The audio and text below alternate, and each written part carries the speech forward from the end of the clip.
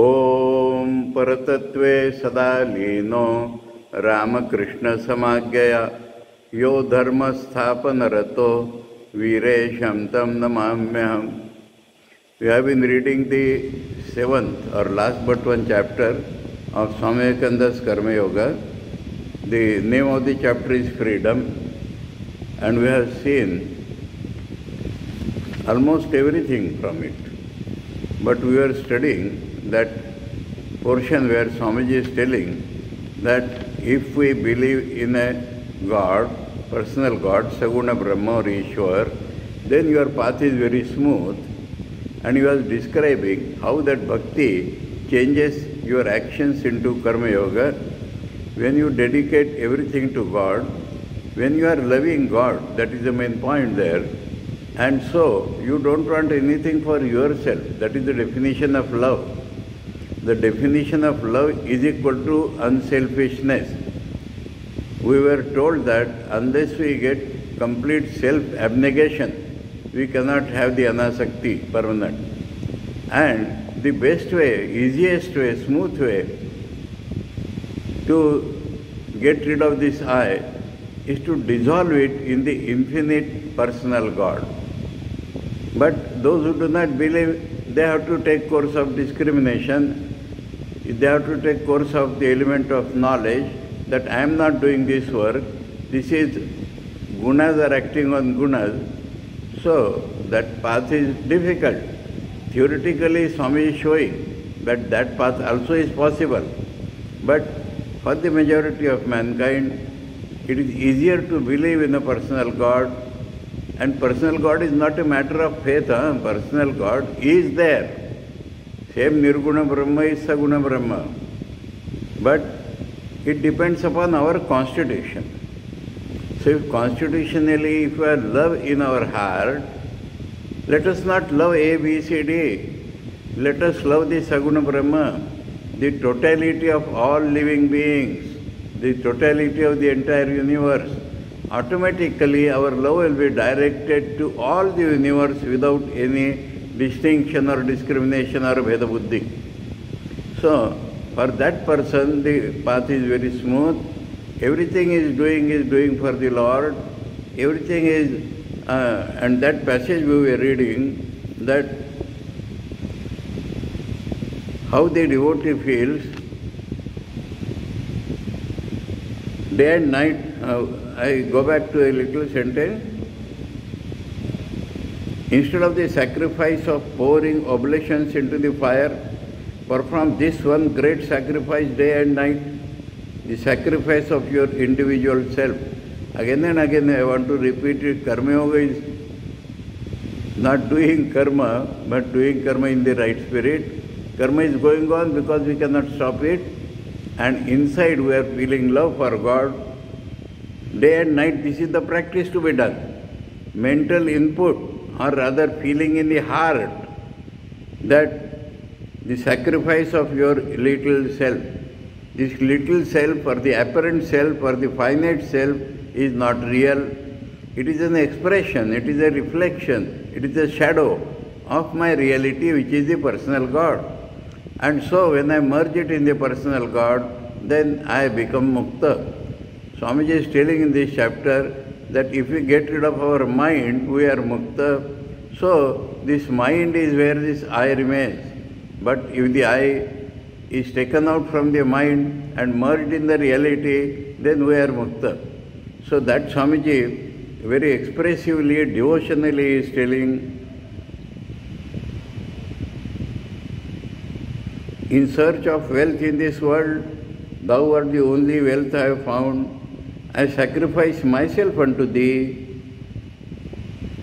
In search of someone to be loved, thou art the only one beloved I have found. I sacrifice myself unto thee. Let us repeat this day and night. Repeat this to our own mind. And say, nothing for me, no matter whether the thing is good, bad or indifferent, I do not care for it. So the difference between good, bad, indifferent is vanished because I don't want any of these things. Let God have. I do not want. I sacrifice all unto thee. Day and night, let us renounce our seeming self until it becomes a habit with us to do so. Funny expression, na? How many days we have to practice? Till you automatically practice. How many days you have to deliberately practice, willfully practice, unless it becomes a habit for you. So it becomes a habit, so no question of how many days will remain. It will become a natural habit. Until it becomes a habit with us to do so, until it gets into the blood, the nerve and the brain. And the whole body is every moment obedient to this idea of self-renunciation. So, entire personality, whatever we think of our person, body, mind, soul, blood, veins, pulse, everything should be filled with this sacrifice. Go then into the midst of the battlefield with the roaring cannons and din of war, and you will find yourself to be free and at peace. In the Gita there is an expression, Mam Anusmara Yuddha Cha. So people ask questions how two things can be done. Yuddha Cha here represents, here Swamiji has clearly wrote, battle, roaring, cannon. It means the battlefield of life, our duties, which are full of conflicts and all that. But if we have dedicated everything to God, if we have become His instruments, then we do not worry about what we are doing externally, because we are not doing anything. Because everything God is managing. And so the soul becomes free by this very thought that I am doing God's work, or God is getting His work done through me. If this can be realized in the heart, that is what Swamiji says, till it becomes your habit, till your heart vibrates to this idea that God is doing everything, then you are free. You will find yourself to be free and at peace automatically. What people say, what people do, who criticizes you, who does not criticize you, who praises you, all will vanish, because everything will be applied to God, not to me. From here we read today, Karma Yoga teaches us that the ordinary idea of duty is on the lower plane, that he had told in the duty chapter. Nevertheless, all of us have to do our duty today. Yet we may say that this peculiar sense of duty is very often a great cause of misery. Duty becomes a disease with us, it drags us ever forward, it catches hold of us and makes our whole life miserable. Everybody should think of this. It is the bane of human life. This duty, this idea of duty is the midday summer sun which scorches the innermost soul of mankind. It makes us bound, slaves. We cannot give up duty unless we outgrow it, unless we can see, feel God inside, outside and love Him. Then only the duty sense vanishes.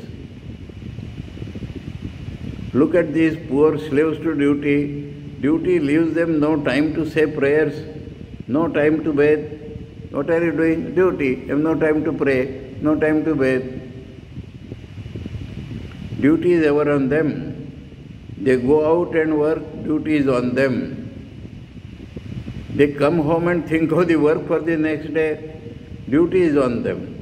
It is living a slave's life, at last dropping down in the street and dying in harness like a horse. This is duty as it is understood. The only true duty is to be unattached, that is the duty.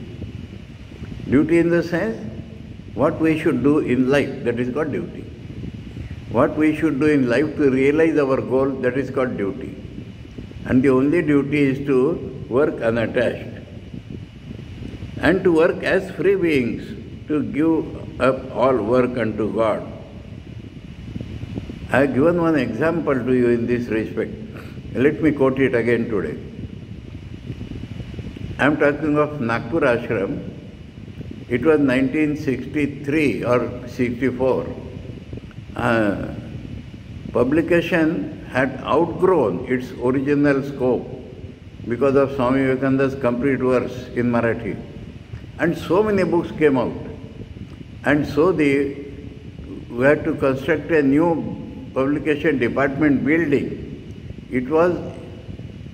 There was a road in between and it was in another compound. Now already the stock had grown and the stock had to be shifted. So it became like a project. So many people became engaged in that. And our Maharaj was continuously always seeking for the progress report. Now one Swami came and Swamiji asked him, how far the progress? He replied, I have done my work. The asking was going on very affectionately. But then like a lion roaring, he shouted, you have come here to do your work or you are doing Thakur's work? Then the person said, what I mean, that means some work might have been allotted to him, do you this much today? So that he wanted to express. First he said, I finished my work. Then there was a shout. You are doing your work or you are doing Thakur's work? Then he said, what I mean, he was not allowed to complete the sentence. What do you mean? Have you come here to do your work or Thakur's work? Can we feel like this? Whether we are doing household duties, whether we are doing our work in the ashrama, whether we are doing work anywhere in the world, can we feel this? This is Karma Yoga. Thakur's work. Thakur is doing the work through me. If I do not do work, not that something will happen to Thakur. Thakur's work means his work, he is doing, his result, everything is his. So this is how the mind becomes filled with the idea that he cannot tolerate even this word that I have done my work. That is the meaning of this sentence. Unless we see such people, we cannot feel, we cannot understand what it means. So we have to feel this through the example which I just now quoted. We see Thakur, we see Swamiji. I will tell one incident about Swamiji. In the beginning of the Ramakrishna mission, there were many people who could not understand the idea and they were opposing it. So some admirer of Swamiji came to Swamiji and said, Maharaj, people do not understand your work. People do not understand your work and they are opposing you. Immediately Vivekananda says, my work, if it is my work, let people oppose, let the work collapse, I have nothing to do. But I know it is not my work, it is Thakur's work. And let people criticize in their ignorance, the work will gain. Understood? That is how the blood becomes filled up. Swami Vivekananda said, it is not my work. If it is my work, let it collapse. I have nothing, no worry about it. But I know that it is not my work, it is Thakur's work. People will oppose, but because it is God's work, you can never oppose it. It will grow. Another incident I will tell from Swami Vivekananda's life. He was in India still, but the idea had become formed in him that he has to go and attend the Parliament of Religions. He was at that time in Trivandrum with Professor Sundaram Iyer. And when this idea was told, the professor said that, let me arrange a meeting of citizens and you address them, telling what is your ideal, how we are going. Swamiji says, public meeting? I can't speak in a public meeting. He was very good at parlor talks. I can't address a public meeting. Sundaram Iyer said, and you are talking of going to the Parliament. Here I am calling our own citizens, my friends, and you say you cannot talk. Then how will you talk in the Parliament of Religions? Swamiji said that I am not going there. It is Thakur who is taking me there. He will manage. Then Sundaram Iyer said, do you mean that God intervenes in our daily activities? Swamiji said, and you yourself call yourself a Hindu and you do not believe that it is God who intervenes in every activity of ours. This is what people are. How do you call yourself a Hindu if you don't have this faith that it is God intervening every activity of ours? That is the clear consciousness. That is why Swami Vivekananda is great. That is why Swami Vivekananda is teaching us Karma Yoga.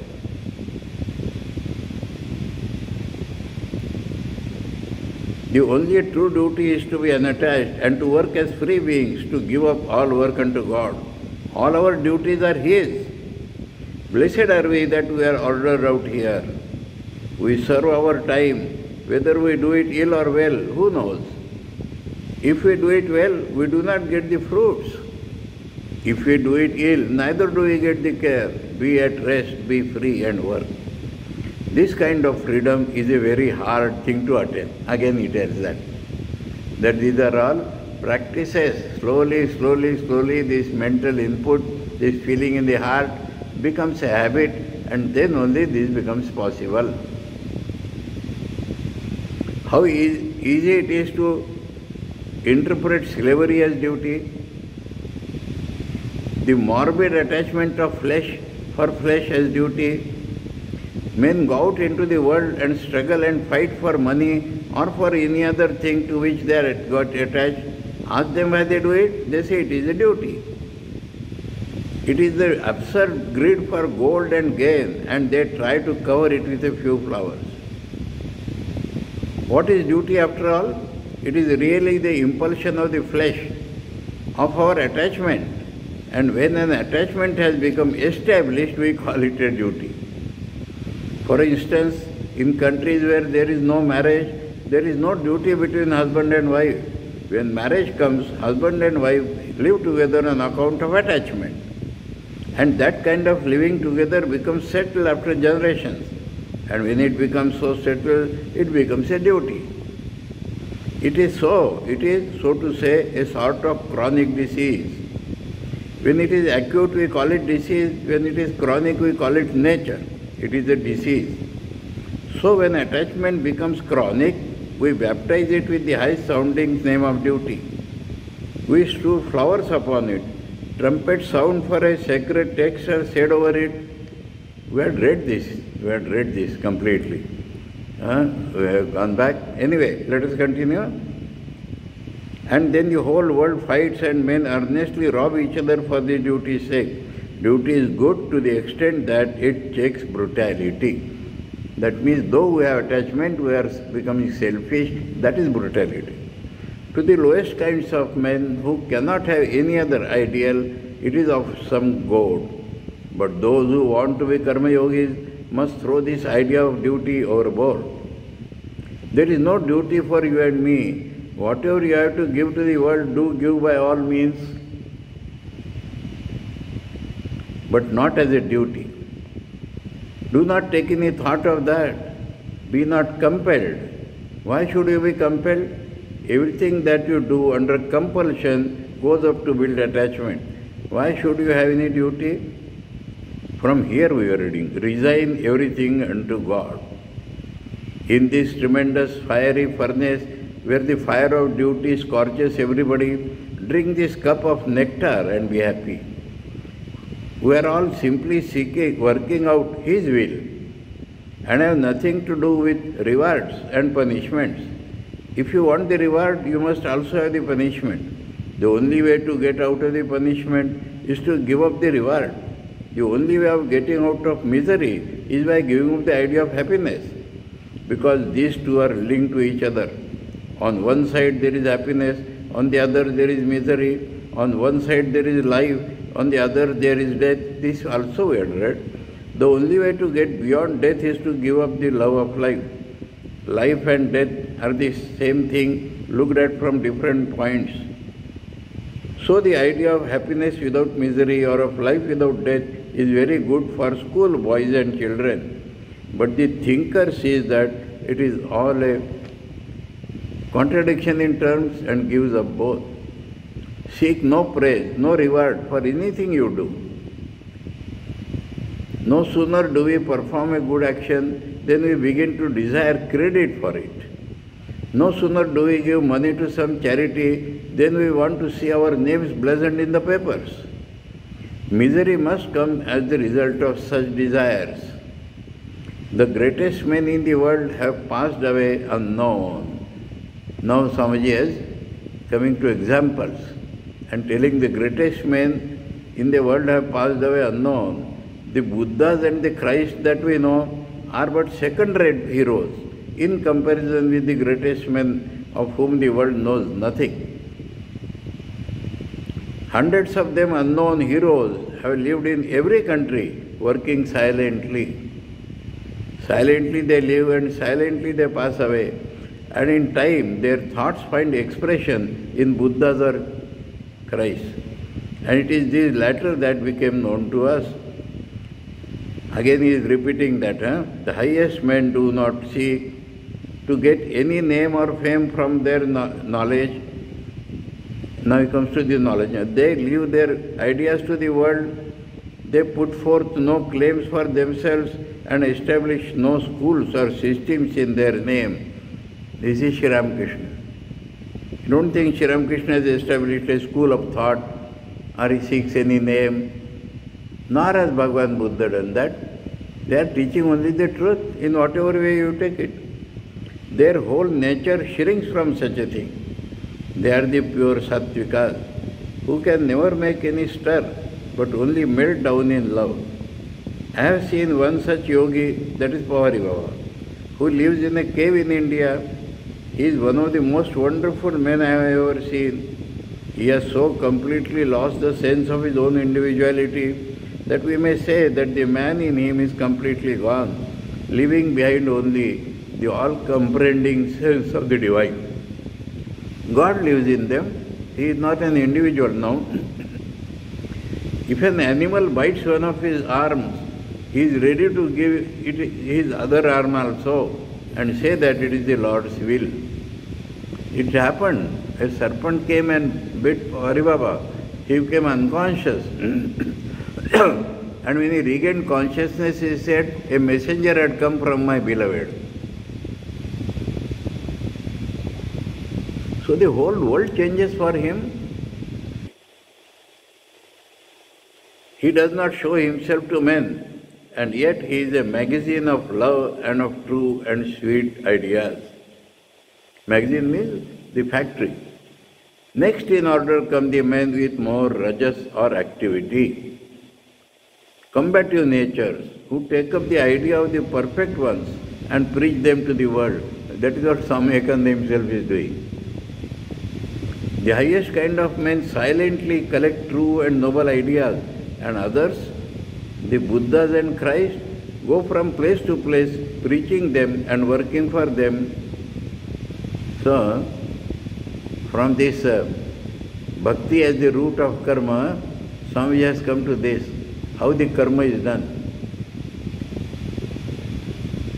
In the life of Gautama Buddha, we notice him constantly saying that he is the 25th Buddha.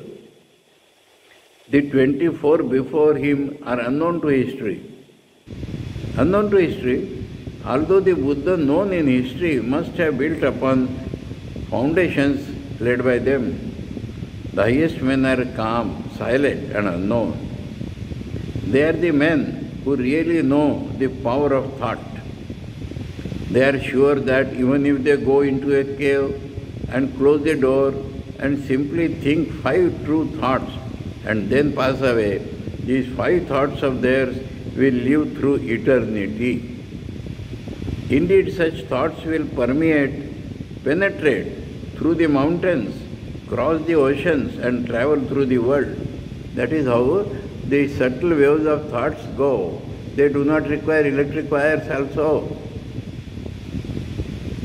They will enter deep into human hearts and brains and make up men and women who will give them practical expression in the workings of human life.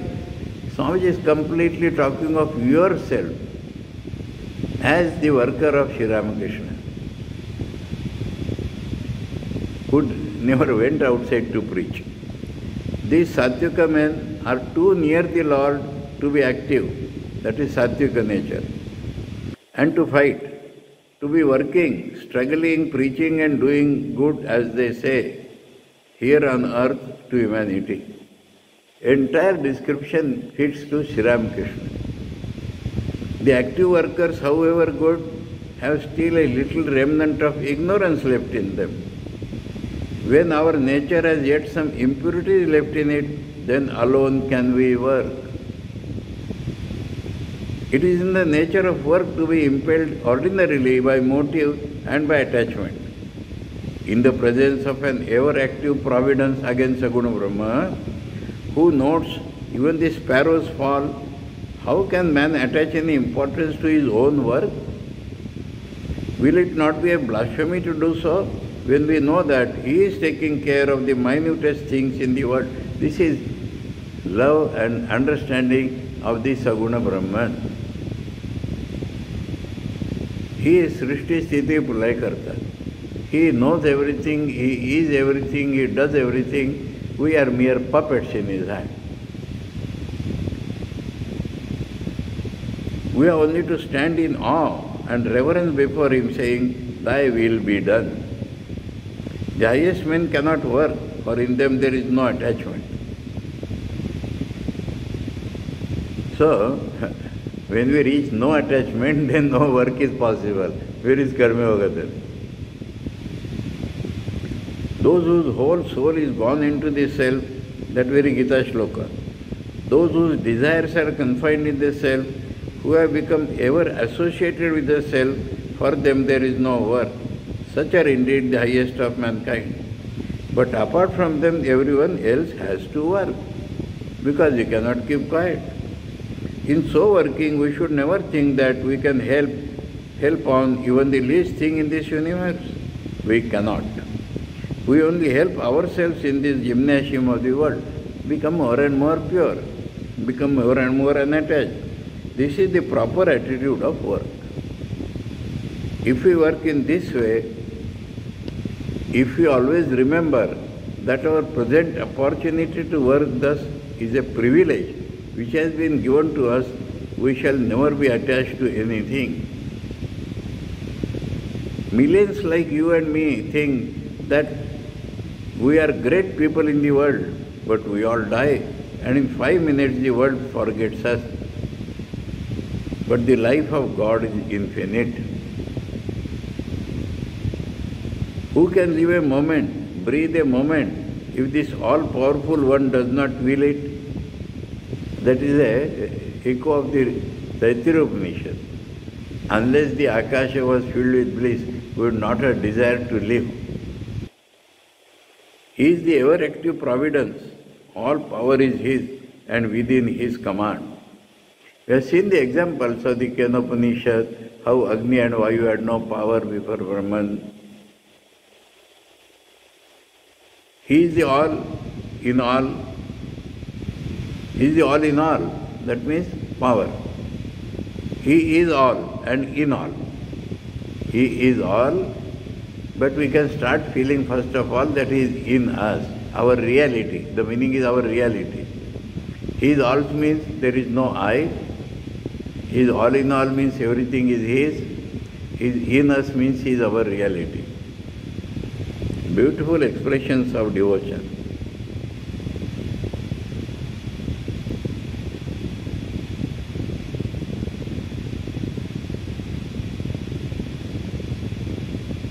We can only worship Him. Give up all fruits of work, do good for its own sake, then alone will come perfect non-attachment. So, perfect non-attachment has to be gained through love of God. Though Swamiji theoretically told about the knowledge portion, but now he is flowing in the bhakti because that is Swamiji's nature. And that is the shloka which we are chanting in the beginning. Paratatve sada lino, Ramakrishna samagya yo dharma sthapana rato. The bonds of the heart will thus break and we shall reap perfect freedom. This freedom is indeed the goal of Karma Yoga. Now we move on to the 8th chapter. And I told you this 8th chapter is a summary of all the 7 chapters. Karma Yoga has ended here. But each chapter up till now will be represented by one paragraph. And in the end, Swamiji will give the example of Bhagavan Buddha. For that this is a chapter. Because everything is proved only if there is an example. And now see, we started with this chapter, if you remember, to get the perspective on Karma Yoga, the ideal of Karma Yoga, the grandest idea in the religion of the Vedanta. So here we see that it is a Vedanta Prakarana Grantha. The Vedanta he calls as religion, not a mere philosophy. Religion is something to be practiced, is that we may reach the same goal by different paths. Some fools say this is not possible.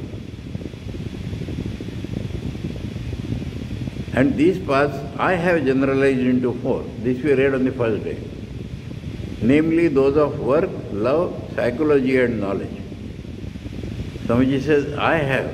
Because mostly in Bhagavad and all that we are getting only 3. Jnana, Karma, Bhakti. So Swamiji has generalized it into 4. But you must at the same time remember that these divisions are not very marked and quite exclusive of each other. They are not distinct from each other. They are not exclusive of each other. Each blends into the other. So as seen up till now, karma cannot be done without self-control, that psychic power. Karma cannot be done without proper knowledge. Karma cannot be done without proper devotion. So all these have become mixed in Karma Yoga. We cannot do Bhakti Yoga unless we do Puja, which is a karma. We cannot attain knowledge unless we start serving the Guru, which is a karma. We cannot control the mind unless we are unselfish. That is a karma. So you see, every path is mixed with the other paths. There is nothing called independently one path. Then why 4 names? Why Swamiji has generalized into 4? But according to the type which prevails, we name the divisions. If we see the devotion prevailing, we call it Bhakti Yoga. Karma is there, but devotion is prevailing.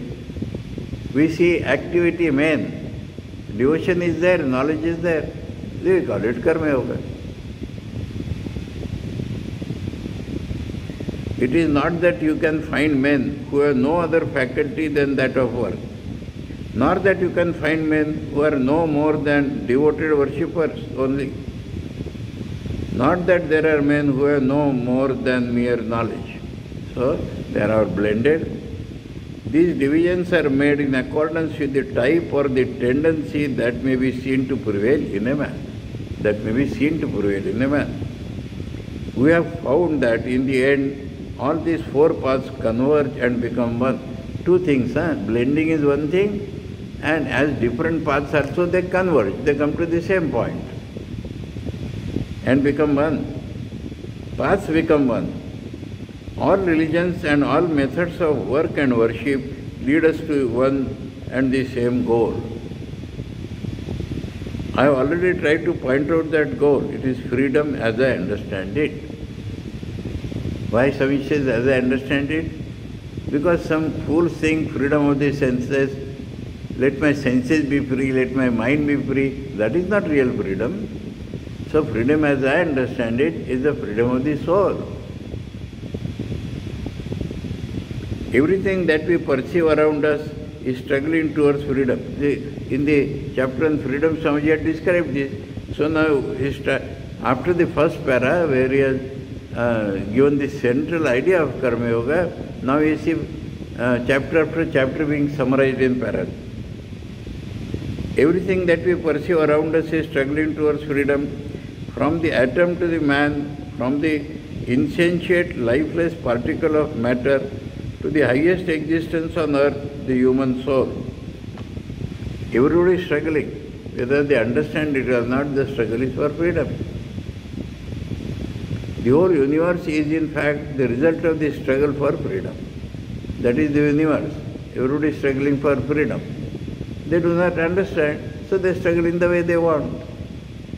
In all combinations, every particle is trying to go on its own way, to fly from the other particles, but the others are holding it in check. Our earth is trying to fly away from the sun, and the moon from the earth, everything has a tendency to infinite dispersion, freedom. All that we see in the universe has for its basis this one struggle towards freedom. That is how Swamiji could read the world.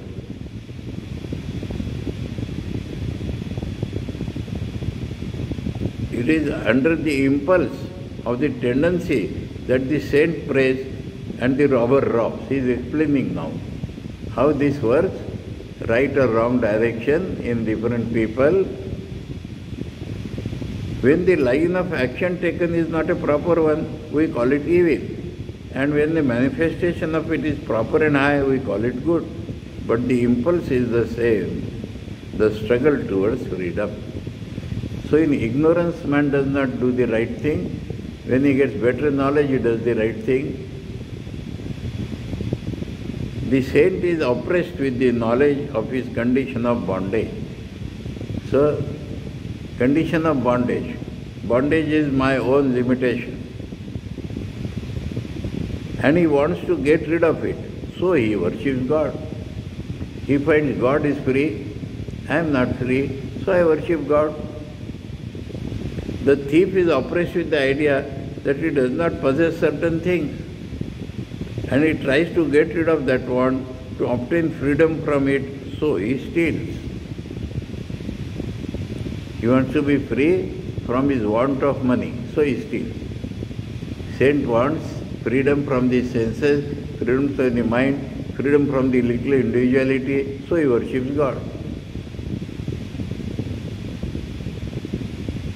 Freedom is the one goal of all nature, sentient or insentient, because actually there is nothing insentient. Brahman is one without a second, so everything has the consciousness and it struggles for freedom.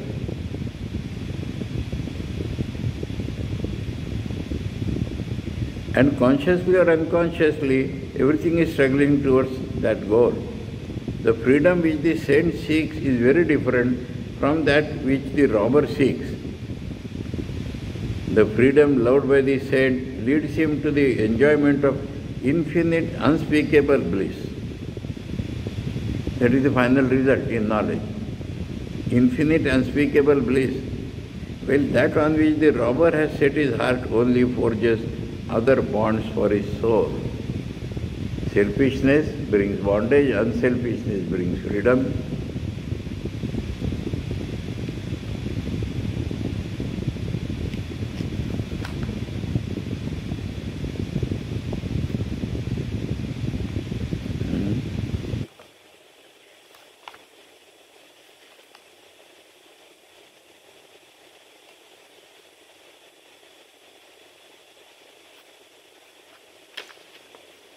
One more para. There is to be found in every religion the manifestation of the struggle towards freedom. Now he has described struggle for freedom in the most general way. Now he comes to religion, which is supposed to be the proper field for struggling for freedom. It is the groundwork of all morality, of unselfishness, which means getting rid of the idea that men are the same as their little body. This is freedom. When we see a man doing good work, helping others, it means that he cannot be confined within the limited circle of me and mine. There is no limit to this getting out of selfishness.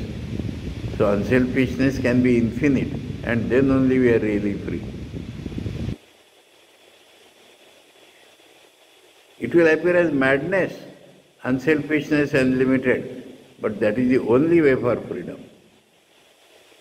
All the great systems of ethics preach absolute unselfishness as the goal. Supposing this absolute unselfishness can be reached by a man, suppose because people do not think it, what becomes of him? He is no more the little Mr. So-and-so. He has acquired infinite expansion. He is never thinking of himself as the body. He is doing for everybody, so he has reached infinite expansion. And the attainment of this infinite expansion is indeed the goal of all religions, and of all moral and philosophical teachings. People think they will gain infinity by acquiring and acquiring and acquiring, and that can never happen. More bondages come. But because we are already infinite, if you can throw away this little I which is a limitation, we are free. That is what Swamiji is proposing here. I will like to stop in the middle of this para. Let us keep something for the next class. And now itself I am announcing it will end on this Thursday. From next Monday, now Swamiji has gone on flowing in Bhakti Yoga here as part of Karma Yoga. So our automatic sequel to this is Swami Vivekananda's Bhakti Yoga. More details of that we shall have from next Monday. We shall be studying Swami Vivekananda's Bhakti Yoga. This little portion remaining here, which is a summary of all the chapters, we shall complete on the coming Thursday. We reread today and we flowed in Swamiji's Bhakti, and he showed us how dissolving this little self in infinite leads to freedom. Om Paratatve Sadalino Ramakrishna Samagya Yo Dharma Sthapana Rato Vire Shamtam Namamyaham. Om Shanti Shanti Shanti. Harihi Om Tat Sat. Shri Ramakrishna Arpanamastu.